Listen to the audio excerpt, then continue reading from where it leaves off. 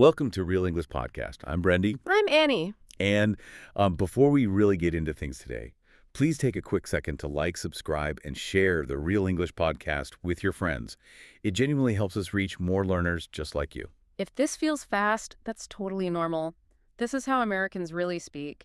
You'll hear it again more clearly later, so just relax and enjoy. Yeah, we are just so happy you're here with us.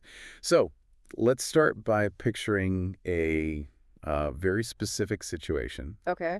You check your watch, and your heart just drops into your stomach. Oh, the worst feeling. It really is. You realize you're 10 minutes late to an important job interview or, maybe a coffee date with a new friend. Right. And your mind just goes completely blank.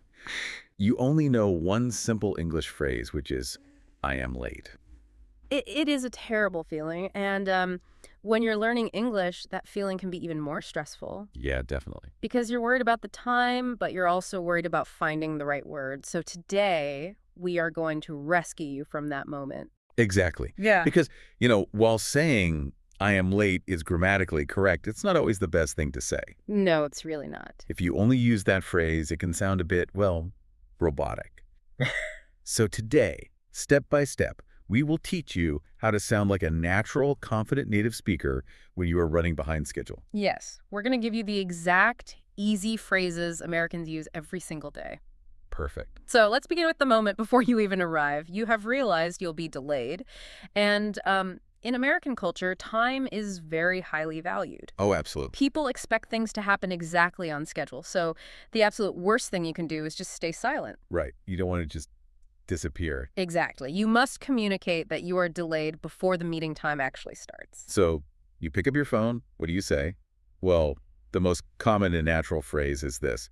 I'm running late. I'm running late. Yeah. This is just so much better than saying I am late, and there's a very important reason why. It feels active. Think about the word running. It means you're moving. It shows you're trying your absolute best to get there. Wait, I do have to ask. Sure. If I am driving my car or sitting on a train, Yeah. why do I say running? I mean, I'm not physically running with my legs? That is a wonderful question. In this phrase, running does not mean the physical exercise. Oh. It describes the feeling of your schedule. It means your schedule is moving, your day is in motion, and the time is just a little bit tight. Ah, that makes sense. Right. If you simply say, I am late, it sounds like you have stopped. It sounds like the situation is finished and you just don't care. Oh, wow. But running late means you are still actively on your journey. That makes a lot of sense. It shows the other person that you're putting in effort. Now, there is another version of this phrase that I hear all the time. Yes. Native speakers love to add two small words to make it even softer. They say, I'm running a little late. Yes. Adding the words a little is a fantastic trick. It softens the bad news. It makes you sound very polite and calm. What's funny to me is that Americans will say this even if they are very, very late. Oh, totally. Like you could be 45 minutes delayed and you might still tell your friend, I'm running a little late. It's true. It's just a polite habit. Another extremely common phrase to use when you're traveling is, I'm on my way. I hear that one constantly. Yeah, this simply means you have left your house and you're traveling to the location. Although I always like to think of the phrase, I'm on my way, as like a social buffer. Social buffer. Yeah, it bridges the gap between your intent and your reality. Yeah. Because very often when someone says, I'm on my way, they are not actually in their car yet. Oh, absolutely not. They are still inside their house looking for their keys. That is completely true. I'm on my way sometimes just means my mental journey has started. Exactly. It's a polite white lie. It tells the person waiting that you haven't forgotten about them. So let's try saying these out loud together. Speaking out loud is the best way to build your memory. I will say the phrase slowly, and then I'll wait a second. Please say it out loud wherever you are. Yes, definitely try this. Okay, say it with me. I'm running late. Go ahead and say it. Great, now let's try the softer one. Say it with me. I'm running a little late. Try it out loud. Awesome. And the social buffer phrase, say it with me. I'm on my way. Good job. Wonderful. So you have sent the message that you are on your way. Naturally, the person waiting is going to wonder what happened. Right. They want to know why. Exactly. Yeah. But how much detail do you actually need to give them? That is the next step. Giving your reason. Let's look at some real-life reasons. What happens if you wake up late because you just stayed in bed too long? If you slept longer than you planned, the perfect phrase is, I overslept. Notice the word overslept. I hear a lot of English learners make a translation mistake here, actually. Oh, what do they say? They try to translate directly from their native language and they say, I am late because I slept more. Ah, yes. But to native ears, saying, I slept more, sounds like you made a happy, purposeful choice to sleep. Like it was on purpose. Exactly. It sounds like you chose your bed over the meeting. I overslept means it was a total accident. You don't want to sleep that long. It's a very honest excuse. Now, what if I want to show that I am really, truly sorry? Shouldn't I give a really long explanation to prove it wasn't my fault? Like what? I am sorry, my neighbor's dog was barking, and then I couldn't find my shoes, and then the traffic light was broken. Actually, no. Really? Yeah, in American culture, keeping your reasons short is much better. A very long excuse sounds defensive. Oh, interesting. It almost sounds like you're lying, even if you are telling the truth. You want to keep it simple. If something unexpected stopped you, you just say, I got held up. I love the imagery of that phrase, held up. It's very visual. It is. It's almost like invisible hands grabbed you and just stopped you from moving. Yeah. You can use it for so many situations, like, I got held up in traffic. Yes, or I got held up at work. It briefly explains the problem without over-explaining. Exactly. Now, what if you were just very busy and you simply forgot to check the clock? For that, you can say, time got away from me. Or you can say, I lost track of time. Those are great phrases. Yeah, both phrases mean you were so focused on your work or your task, you just didn't notice the hours passing. Let me ask you about another common situation. Sometimes people are late because of their morning alarm clock. Right. I often hear native speakers say, my alarm didn't go off. But doesn't go off mean to explode? Yeah. Like a firework? That is a great observation. It is true, go off can mean to explode. See, I knew it.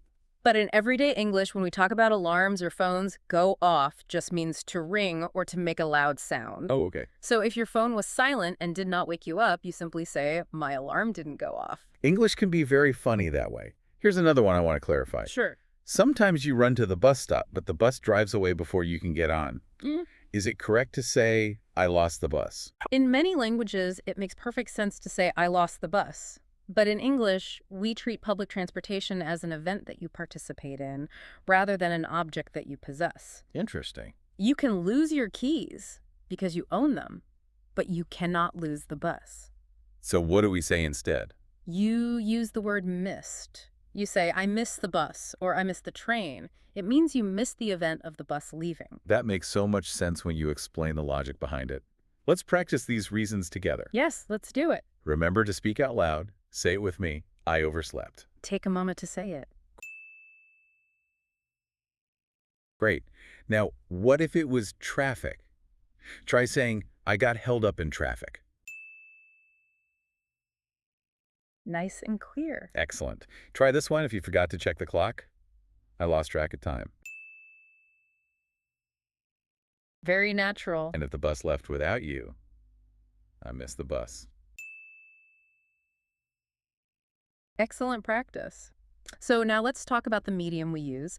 Often, we do not make a phone call to give these reasons. No, calling can be terrifying. Calling someone to say you are late can feel very intimidating.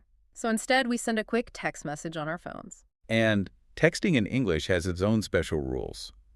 How do native speakers write these delay messages? The biggest rule for texting when you are late is speed. You do not need to write long, perfect, full sentences. Right. And interestingly, you should not use full stops, which Americans call periods, at the very end of your text messages. Wait, really? Yes. But if I am already late and I've messed up the schedule, shouldn't I use perfect punctuation to show I am taking the apology seriously?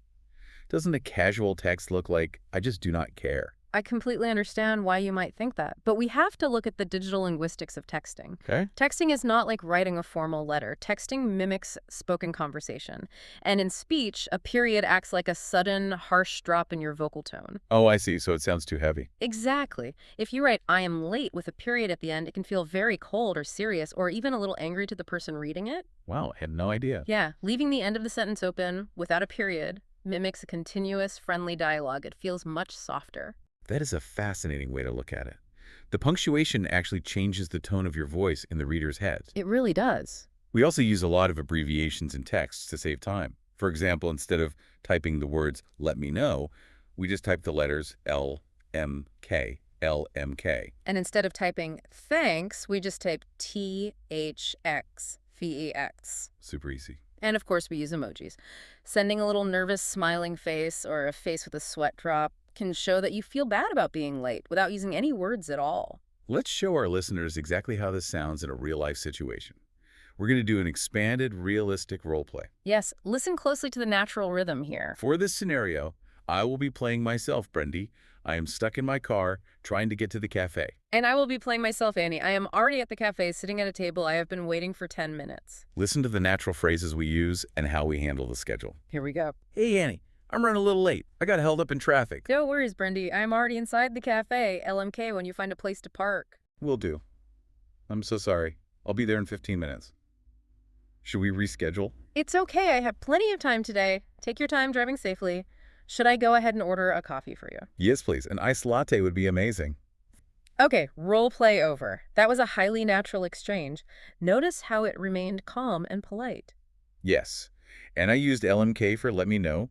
Most importantly, I gave a specific time. I said, I'll be there in 15 minutes. That is so important. Giving a specific time limit helps the other person relax. They know exactly how long they need to wait, so they do not feel abandoned. I also like that you offered a solution. You asked, should we reschedule? Right, because sometimes you're just too late. Exactly. Sometimes, if you are very late, the kindest thing to do is offer to change the meeting to another day.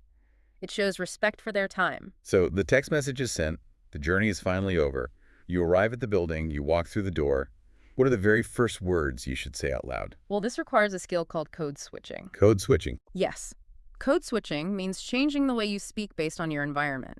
The casual texting rules we just learned do not apply when you walk into a formal room. Yep, definitely not. You cannot walk into a serious business meeting and say LMK. That is a very important distinction. So you have to read the room. If it is a casual situation, like meeting friends or family, you can keep it very simple and friendly. You just say, sorry I'm late. Yes, sorry I'm late is perfect for casual settings. But if you are walking into a serious work environment, maybe a big business meeting or an important university class, Right. you want to use more formal vocabulary. Instead of, sorry I'm late, you should say, I apologize for the delay. I apologize for the delay. Listen to the rhythm of that phrase. It sounds highly professional. It shows deep respect for the workplace and the people in it. Those are excellent standard options, but I want to share a pro tip. Oh, I love a pro tip. There is a beautiful, positive alternative that native speakers use a lot to change the feeling in the room. Instead of focusing on your mistake by saying sorry, you focus on their kindness. Okay, you say, thank you for waiting. Or, sorry to keep you waiting, but thank you for waiting. It's just wonderful. I really love that approach. Thank you for waiting. Why does that feel so much better than just apologizing over and over? It is entirely about psychology. What? When you only say sorry, sorry, sorry, it forces the other person to comfort you. It makes the energy in the room feel negative and heavy. That is so true. But when you say thank you for waiting, you are showing gratitude. You are telling the other person that their time is valuable and you appreciate their patience. It's brilliant. It is warmer, and it immediately makes the other person feel respected instead of annoyed. That is such a powerful psychological shift. Yeah. Now, I have a question about tone and body language. Go ahead. Imagine this scenario. I am 20 minutes late to a serious project meeting. I open the door, I walk in with a huge smile, and I confidently say to the group, did I miss anything? Is that a good way to show I am eager to join? Oh, please do not do that. No, I have to strongly warn you about tone here.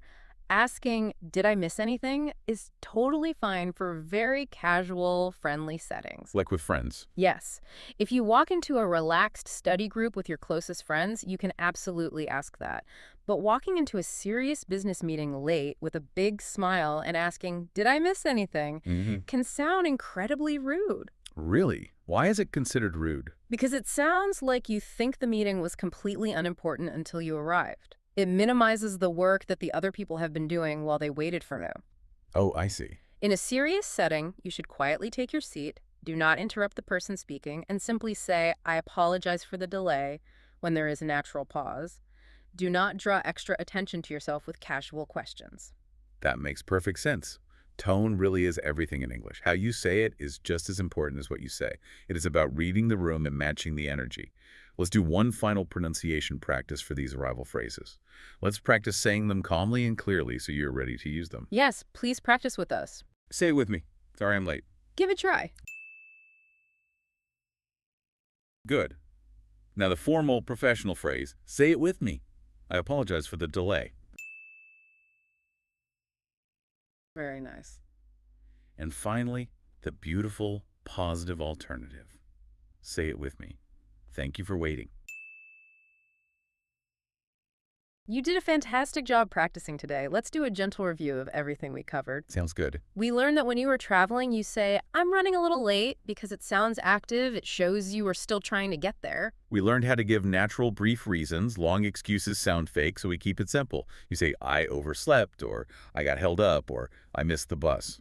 We learned the rules of digital texting. Keep it short. Avoid using serious periods at the end of your sentences so you do not sound angry.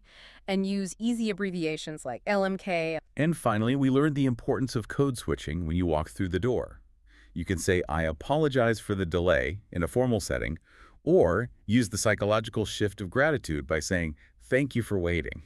Everyone in the world gets delayed sometimes. It is a completely normal part of being human. It really is. Things happen, traffic gets bad, and alarms do not ring. But now you have the perfect, polite English phrases to handle the situation calmly. You do not need to panic or freeze anymore. You have the tools to sound incredibly natural. We are so proud of you for practicing with us today. You really should feel proud of your progress. Before we go, we want to leave you with a final thought to explore on your own. Ooh, what is it? Today, we spent all our time talking about what to say when you are late. But let's flip that idea completely around. How do you handle being early? Oh, that is a fascinating question. Being early has its own set of cultural rules. It really does. If you arrive 20 minutes early for a professional business meeting or, 20 minutes early for a romantic dinner date, what exactly do you do? Good question. Do you walk inside immediately and wait awkwardly? Do you sit in your car? Do you walk around the block? How do you pass the time natively without making the other person feel rushed or surprised? Think about how that works in your culture and how it might work in English. Thank you so much for joining us on this English learning journey today. Please remember to warmly like, subscribe, and share the Real English podcast with anyone trying to learn the language. We love creating these lessons for you. And if you want to review today's lesson, I uploaded a free PDF summary in the description and in the comments. Feel free to download it and study at your own pace.